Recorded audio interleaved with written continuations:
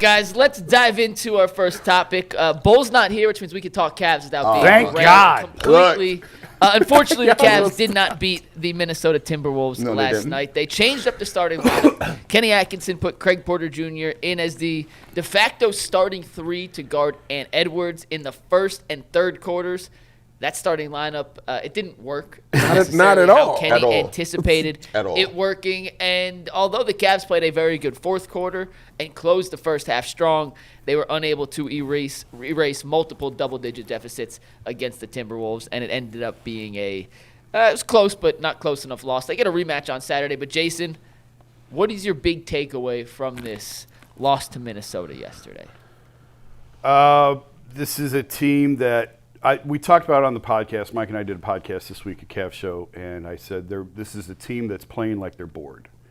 And they've accomplished nothing to earn the right to play like they're bored in January. But they can't, somebody give them some ADD medication because they just can't stay focused for 48 minutes. And a lot of times it's been the second quarter. Last night it was the third quarter. Minnesota shot the crap out of the ball. The Cavs really struggled from three. And they are a team.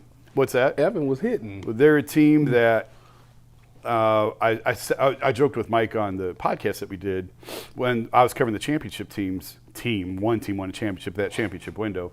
I said they would like to set their house on fire just to have the challenge of trying to put out the fire. And usually they did because they had LeBron.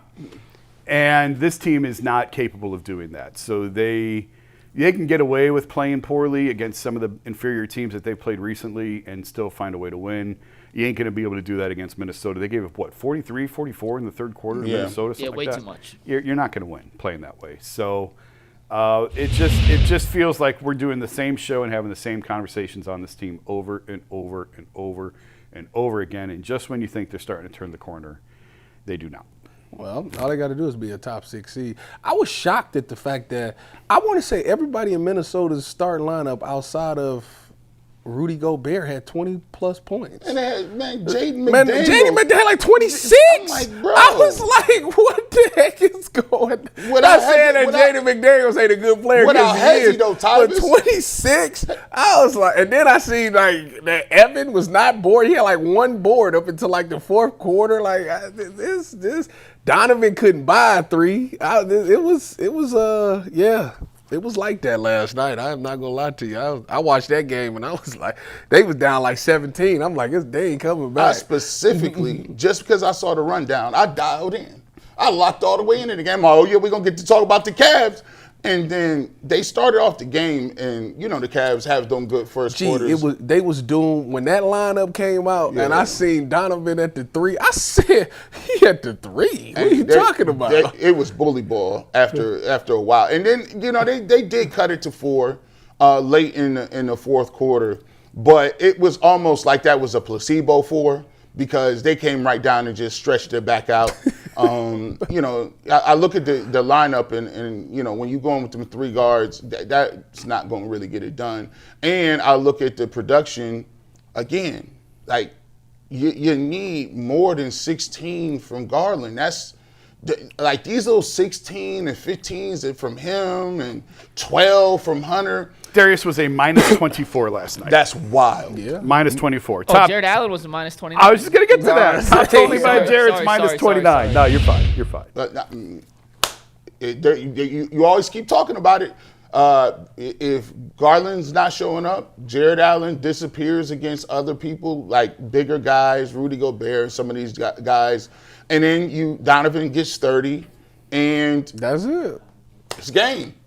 And they just walk. They do what they want. I'm still trying to figure out what Hunter finished with last night. 12, 14, something like 114. That's actually not bad for him. Not with the way he been playing. Not with McDaniel getting 28, 26. Like you see what I'm saying?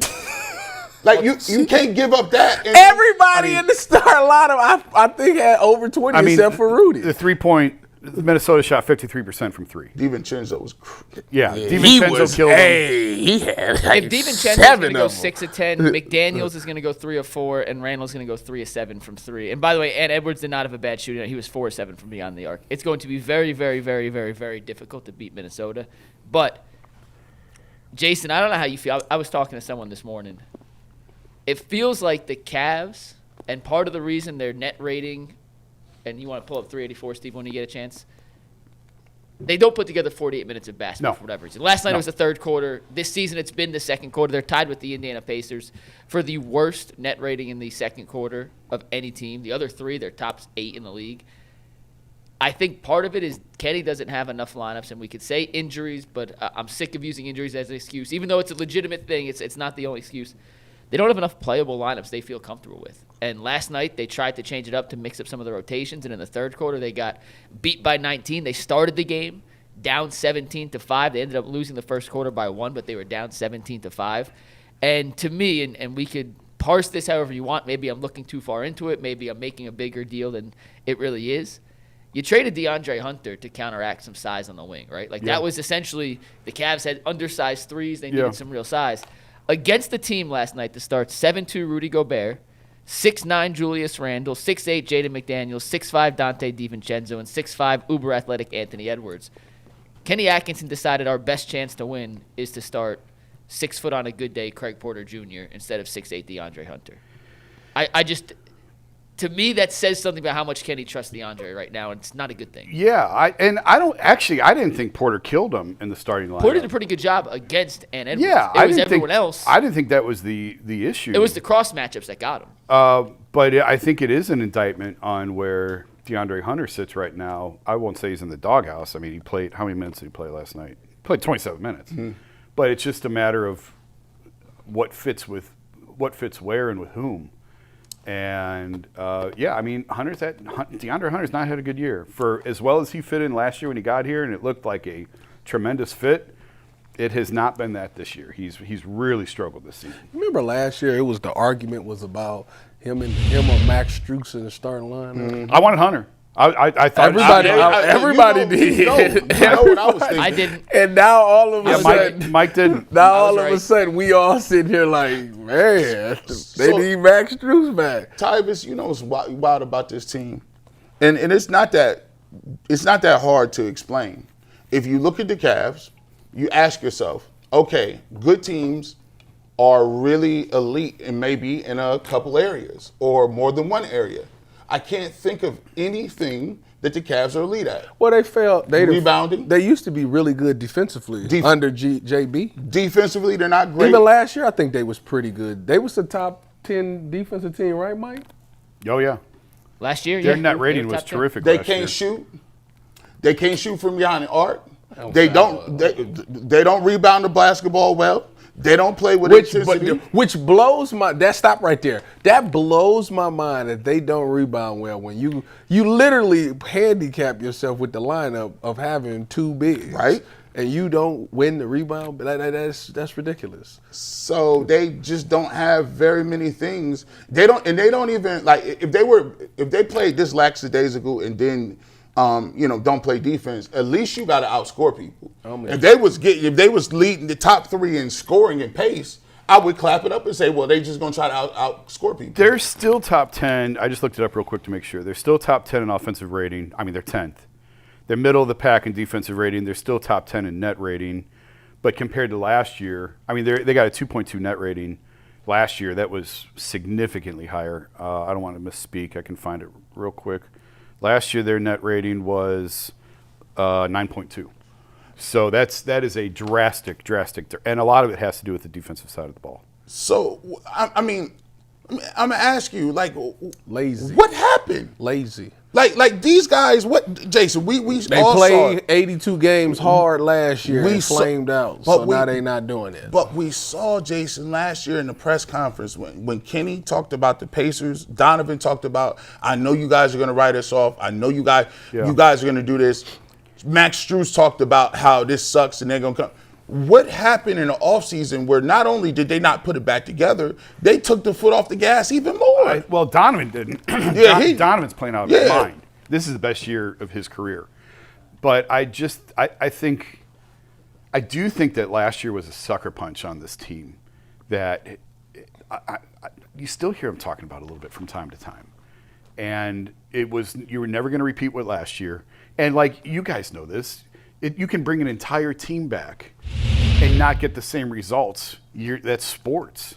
Yeah. So they've run it back, and yeah, they're having a hard time duplicating. They were never going to duplicate what they had. And I do kind of agree with Mike to this extent, and I've been holding off. I'm trying not to kill him. Get him out of here. Because trying not to get him off the books. But Mike's point was like, hey, listen, if we said at the end of last season the regular season doesn't matter, how can we sit here and kill him for the regular season if we've said the regular season doesn't matter? And that's fair, and I agree. And they have had a lot of injuries. That's why I'm trying really hard. But you look at them and you go, okay, you've had injuries. You have more talent than this. You should be better than this, than the effort you're putting out. And I do think some of it has to do with the hangover from last year.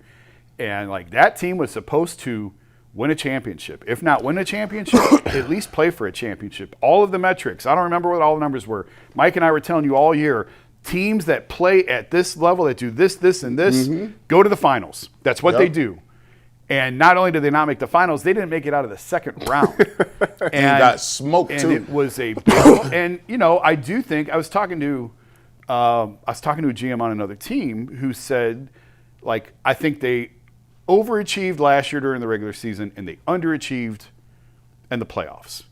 So who are they? They're probably somewhere in between those two marks. Are they a 64, 65 win team, however many money they won last year? No, probably not. Are they as bad as they showed in the playoffs? No, they shouldn't be. And, I've said all year, you could win 55 games just running Evan and Donovan out there. You should. Like, I don't care what other injuries you have. If you've got Evan and Donovan, you can win 55 games in this league, in this East, for sure. You should be able to. But, we are right around that point. We kept saying all year, well, the Pacers last year, they're a 500 team in January, and then they took off. Well, it's now January, and the Cavs are hovering around 500. So it's getting close to the time where I think we need to start having some okay, we're going to have serious conversation about the Cavs. They're not that good. What are you going to do about it? There's nothing you can do about it. They are who they are. They're a second-favorite team. And there is nothing they can do at the deadline. Very little. But see, I said that in 2018. I was like, they are who they are. And then Kobe blew apart that entire roster in about 6 hours. Is that the year they got Jordan Clarkson? Yes. Okay, that's when they got Dwayne up out of here. And that was LeBron's last season. That was LeBron's last season. And I looked at that roster and I said, there's nothing here. I don't know I don't know what move they can make. And he blew that roster apart on deadline day. So maybe they'll surprise me, but I look at this and go, their best chance, like if you're playing the odds, right? Everything's about odds. Nobody knows sure things. It's all odds. If you're playing the odds, to me, the odds are you have to look at this roster and say our best bet is to hope that these guys get hot at the right time. That's it. And I agree with that it's not, wholeheartedly. I think we got something coming up. Is it the TV show we're doing Darius? Yep. All right. TV show. So I'll say this. You saw the Trae Young trade. You saw what Trae was worth. Nothing. Nobody wanted him. Nobody wanted that contract. And if I'm the Cavs, to me, I would much rather have Darius Garland than I would bit pieces that Atlanta got for basically getting off the money and getting off his option year next year. And Trae's going to sign an extension in Washington, and that's fine. They can have him. But he had no trade value around, none, zero, no trade value around the league, to the point where I was shocked Washington didn't actually extract a pick out of Atlanta for taking on the contract. The Cavs are not in a position to do that. They're better off keeping this team as is and hope they get hot at the right time.